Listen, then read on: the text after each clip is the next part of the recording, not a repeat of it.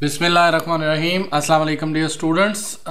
IT 430 ecommerce 13 last date है और उसके बाद आपने इस फाइल को .html में जमा करवाना है और अपनी VUID लाजमी यूज़ करनी है टॉप के ऊपर टाइटल में। और आपको जो प्रॉब्लम स्टेटमेंट दी हुई है, आपने एक कार लोन एप्लीकेशन बनानी है एग्जैक्टली सेम। इसका कलर मुझे तो वाइट ही नज़र आ रहा है बैकग्राउंड, उन्होंने कहा है कलर का ख्याल रखिएगा, तो वो ये चीज़ें हैं। All must be functional, title of the page, title आपकी VUID होनी चाहिए। डाटा टाइप जो है all field data type must be in accurate format. Employ मतलब हर किसी का पता हो कि जी इसमें नंबर लिखना है, इसमें ये। पेज का कलर वाइट ही है, वाइट ही रहने देंगे। सबमिट और रीसेट का बटन एक्टिवेटेड होना चाहिए तो वो चल रहा हो, और जिस तरह उन्होंने दिया है उसी तरह ही बनाएंगे। तो हम देखते हैं हमने सही बनाया है कि नहीं, चेक करें ज़रा। इंच टू इंच कोशिश की है कि मैंने बराबर रखने की ना, इवन एड्रेस की फील्ड को भी मैंने उतना ही रखा है। और ये सारी चीज़ें इसमें अगर हम कुछ लिखते हैं तो क्या रीसेट करने पे ये ख़त्म होता है कि नहीं? नहीं, क्यों नहीं ख़त्म हो रहा?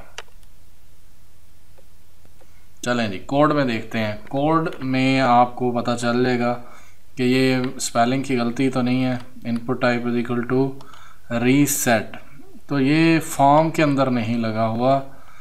This is the major issue, वो आपके सामने लगाते हैं। फॉर्म का होना बड़ा ज़रूरी है, और फॉर्म और इसके अंदर आपने इसका नेम रख लें। Name is equal to F1। मैं जो ये टूल यूज़ कर रहा हूँ ये जो है इसको बोलते हैं Notepad++। आप इसका कोड ड्रीम व्यूअर के अंदर भी लिख सकते हैं, जहाँ आपका दिल करे आप लिख सकते हैं। और यहाँ पे मैं फॉर्म को कोशिश करता हूँ क्लोज़ कर दूँ, और ताकि मुझे समझ आ जाए कि ये चलता है कि नहीं चलता। और अभी हम इसमें कुछ लिखते हैं और इसको रीसेट करवाते हैं तो ये चल रहा है। इसी तरह ये सबमिट का बटन भी चलना चाहिए और वो भी चल रहा है। तो जो गलती थी वो भी ठीक हो गई है, क्योंकि कई दफ़ा रिक्वायरमेंट पढ़ते हुए पता नहीं चलता। और मैंने लाइव आपके सामने गलती की है और फिर उसको ठीक किया। आपके सामने फॉर्म लगाना था वो नहीं लगाया था, और अब वो लगा दिया।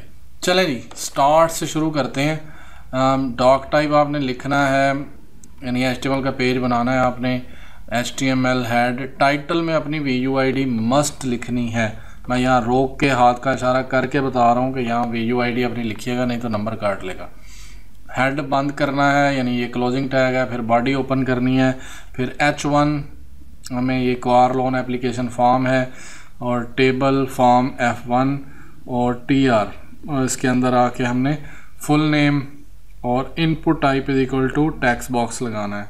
और इसके लिए अगर किसी ने ये बनाना है तो उसको इतना ही पता हो तो काफ़ी है। मतलब इसी को कॉपी पेस्ट किया है मैंने, जहाँ पे फुल नेम लिखा वहाँ ईमेल कर दिया, और कुछ भी नहीं है, कोई नई चीज़ नहीं है। टाइप ईमेल कर दी, इधर टाइप टेक्स्ट थी, इधर टाइप टेलीफोन कर दिया, यानी टेल कर दिया, यहाँ फ़ोन नंबर।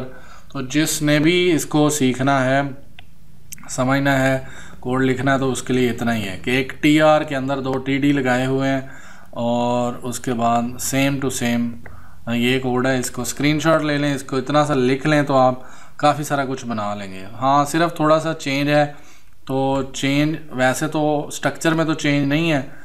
TR लगाया, उसमें एड्रेस लिखा है, ये टेक्स्ट एरिया यूज़ किया है। यहाँ पे इनपुट टाइप था, यहाँ पे टेक्स्ट एरिया। उसके बाद TD लेबल ये बनाया, और car type is equal to text, यानी इसका टेक्स्ट बॉक्स ये है। कार मॉडल, कार मेक है, कार मॉडल है, इसका टाइप टेक्स्ट है। और इतना ज़्यादा कुछ लिखने की ज़रूरत भी नहीं है। टाइप अगर आपने लिख दी और इधर ये कार मॉडल लिख दिया, ऑल ओके है।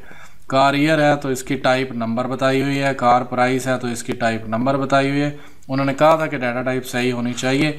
डाउन पेमेंट जो है वो नंबर में है। लोन ड्यूरेशन कितने मंथ है तो उसके लिए भी नंबर है, यानी टाइप पे ही है, ज़्यादा इशू और कुछ भी नहीं है। ये आप एक स्क्रीनशॉट ले लेंगे तो आपको सारा समझ आ जाएगा।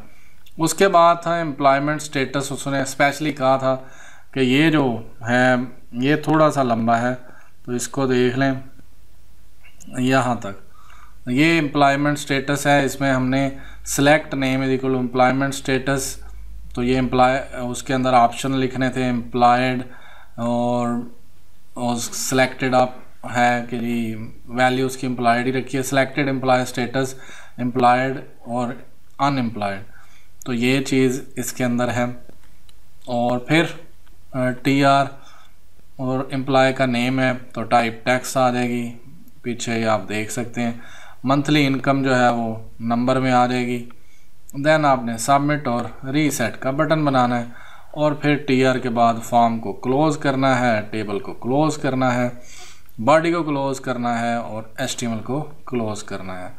तो ये सारा आपका एक ही स्ट्रक्चर है। मैं बार बार एक ही बात रिपीट कर रहा हूँ कि जी एक TR के अंदर TD है, बाकी सिर्फ नाम बदलना है, एम्प्लॉय नेम, मंथली इनकम जो भी ऊपर है, और कुछ भी नहीं है। फिर इसको आपने सेव एज करना है, फाइल में जाके सेव एज करते हुए आप ये चीज़ नोटपैड में भी बना सकते हैं, लेकिन गलती हो सकती है। ये देख लें HTML लिखना होता है, फिर यही फ़ाइल जमा करवानी है और आपके सामने आउटपुट है इसको जो भी आपने इस तरह करके था वो, तो ये सारी आउटपुट वही है। ये क्लियर भी हो रहा है, हर चीज़ आपके सामने है। ये रीसेट, और अगर हमने फॉर्म सबमिट करना हो तो ये सारे खाने फिल होने चाहिए, क्योंकि मैंने रिक्वायर्ड लगवाया हुआ है, रिक्वायर्ड लगा हुआ है तो रिक्वायर्ड की वजह से है। कलर इसका वाइट ही रखा है मैंने। और अगर आपका कोई क्वेश्चन हो तो काइंडली मुझसे कमेंट में पूछ लीजिएगा, या व्हाट्सएप का ग्रुप ज्वाइन कर लें। अगर आपने पेड बनवाना है ये असाइनमेंट, तो ग्रुप का लिंक डिस्क्रिप्शन में होगा इस वीडियो के, तो चेक करें, देखें, बताएं कैसा है। कुछ व्यू लाइक कर दिया करें, आपकी नवाजिश होगी। Thank you.